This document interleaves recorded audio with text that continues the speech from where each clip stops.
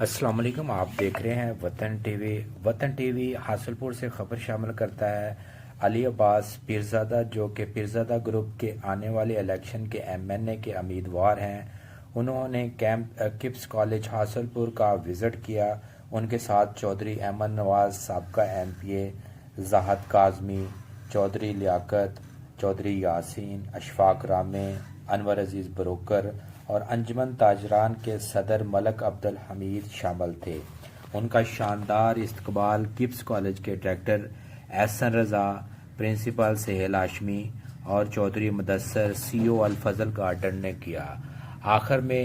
سہیل ہاشمی جو کہ پرنسپل ہیں کپس کالج کے، انہوں نے کپس کالج کے بارے میں بریفنگ دی اور کوالٹی ایجوکیشن کے بارے میں بتایا کہ ہم کس طرح کی حاصل پور کے لیے کوالٹی ایجوکیشن لے کر آ رہے ہیں۔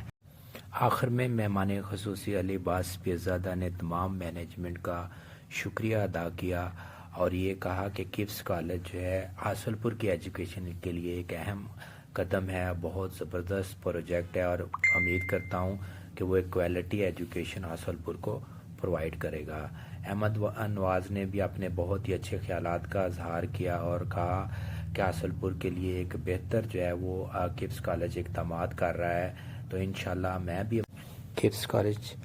حاصل پور کے پرنسپل سہیل ہاشمی نے تمام مہمانوں کا شکریہ ادا کیا اور امید ظاہر کی کہ آپ ہمارے ساتھ کوآپریٹ بھی کریں گے اور